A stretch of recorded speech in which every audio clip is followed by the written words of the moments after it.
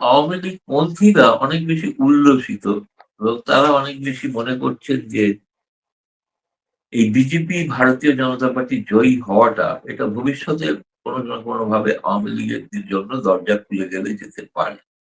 সেই কারণেই বাংলাদেশে এই প্রতিক্রিয়াটা হচ্ছে। কিন্তু আমি বলছি এটা ভারত সরকারের সিদ্ধান্তের উপর নির্ভর করে। একটি অঙ্গরাজ্যের রাজনৈতিক দল কিংবা তার মুখ্যমন্ত্রী এ বিষয়ে কোনো সিদ্ধান্ত নিতে পারেন না, নেবেন না। যতক্ষণ না ভারত সরকার তাকে কোনো সিদ্ধান্ত নিতে বলছে।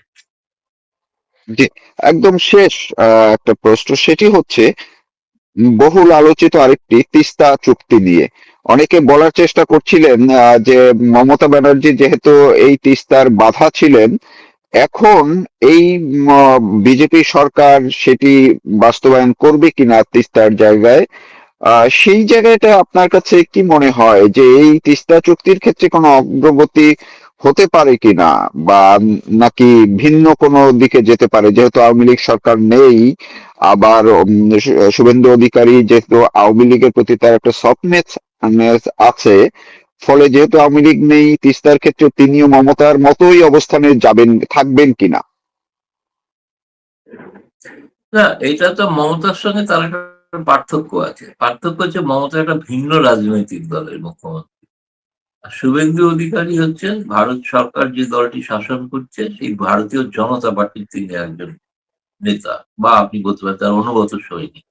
ফলে ভারতের বিজেপি যদি কেন্দ্রীয়ভাবে কোনো সিদ্ধান্ত নেন, রাষ্ট্রীয় স্তরে কোনো সিদ্ধান্ত নেন যে তিস্তা চুক্তি হওয়া উচিত, সেটা শুভেন্দু অধিকারী, ওইটা একটা সুবিধা যে শুভেন্দু অধিকারীর পক্ষে সেটা বিরোধী করা সম্ভব নয়।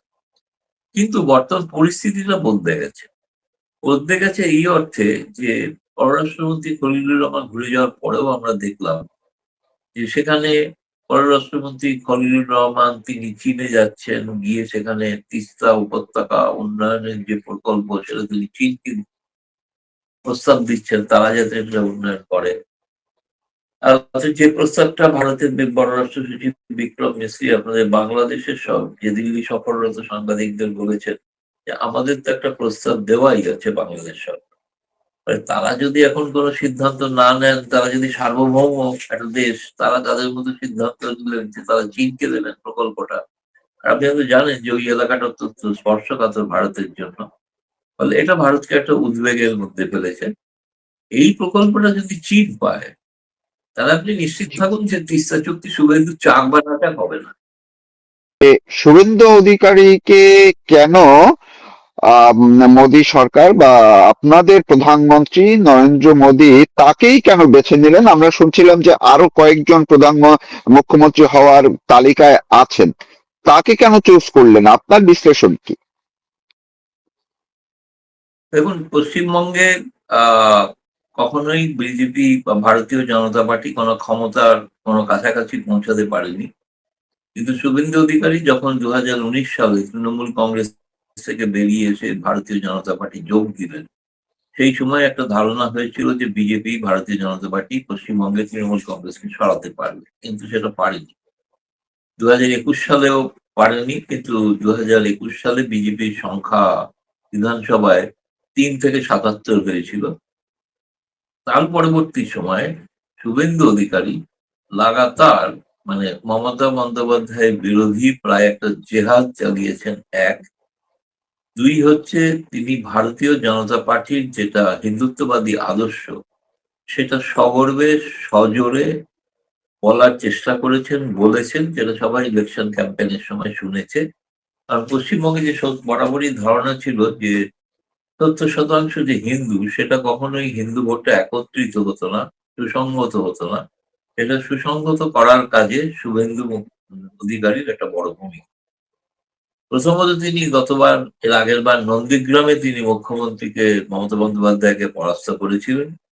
এবার বিজেপি মমতা বন্দ্যোপাধ্যায়কে চাপে ফেলার জন্য সেই ভবানীপুর কেন্দ্র যেটা তার গড়, সেখানে শুভেন্দু অধিকারী প্রার্থী হয়েছিলেন এবং শেষ পর্যন্ত মমতা বন্দ্যোপাধ্যায় পরাজিত হয়েছে। যদিও সেই পরাজয়কে তিনি মেনে নেননি, সেটা ভিন্ন বিষয়।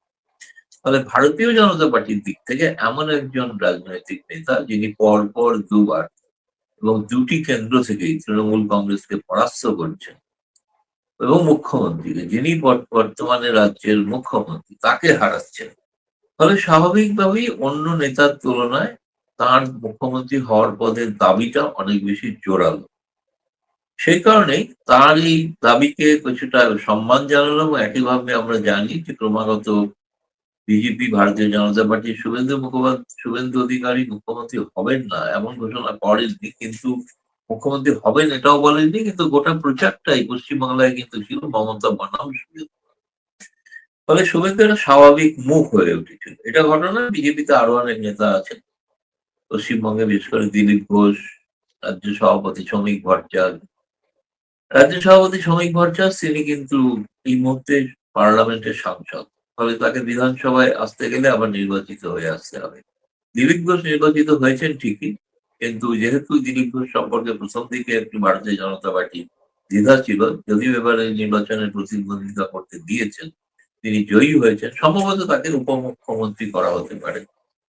ফলে শুভেন্দু অধিকারী ভারতীয় জনতা পার্টি এবং অমিত শাহর অত্যন্ত স্নেহভাজন হয়ে উঠেছেন। অমিত শাহই কিন্তু শুভেন্দু অধিকারীকে ভারতীয় জনতা পার্টিতে নিয়ে আসেন তৃণমূল কংগ্রেসে, এবং তখন থেকেই পরিকল্পনা বা নীল নকশা তৈরি হয়েছিল কিভাবে পশ্চিমবঙ্গে ভারতীয় জনতা পার্টি জয়লাভ করতে পারে। তার একটা নেতৃত্ব এবং অবিসংবিতাদিত নেতৃত্ব কিন্তু শুভেন্দু অধিকারী প্রতিষ্ঠা করতে পেরেছে। ফলে তাকে আপনি যদি উল্টোটা ধরেন, তাকে যদি করা না হতো, তাহলে কিন্তু বিজেপিতে অন্য ধরনের বিদ্রোহ হওয়ার আশঙ্কা। সেটা এড়াতেই শুভেন্দু অধিকারী হলো স্বাভাবিক বা ন্যাচারাল চয়েস। জি, এই ক্ষেত্রে উনার যে উক্তি, বিশেষ করে ধর্মীয় কিছু সম্প্রদায়ের অর্থাৎ মুসলমানদের বিরুদ্ধে উনি যে কিছু কথাবার্তা, কিছু মন্তব্য করছিলেন, এটি নিয়ে একটা, এবং ভোটের পরদিন বা রাত্র থেকেই বিভিন্নভাবে কিছু সহিংসতার খবরও আমরা দেখছিলাম।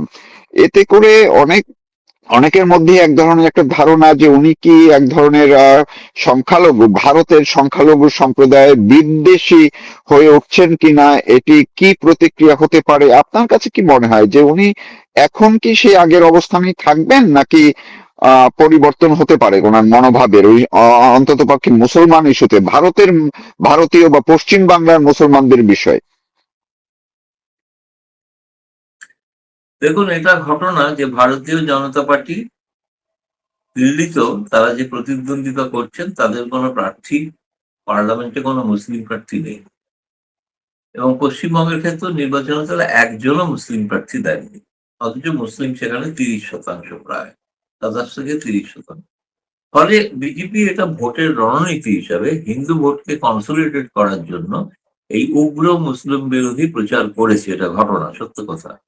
কিন্তু আমার কাছে যেটা মনে হয় সবটাই হচ্ছে ভোটে জেতার কৌশল। যেমন বাংলাদেশে ভোটে জেতার আগে যতটা ভারত বিরোধী বিষোদ্গার শোনা যায়, ভোটের পর আর শোনা যায় না। তারপরে মনে হয় ভারতের সঙ্গে সুসম্পর্ক রাখা উচিত।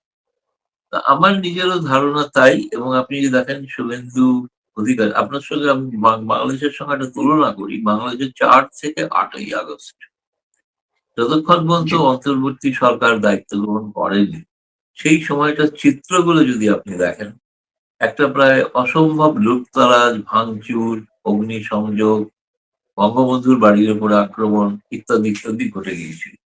কিন্তু সেটাকে আজ এখন আর অতটা ঘটছে না, আর একটু স্তীমিত হয়েছে কিছুটা। পশ্চিমবঙ্গের ক্ষেত্রেও দেখুন, রেজাল্ট বেরিয়েছে 4 তারিখে, কিন্তু 4 থেকে শপথ গ্রহণ হলো 9 তারিখ।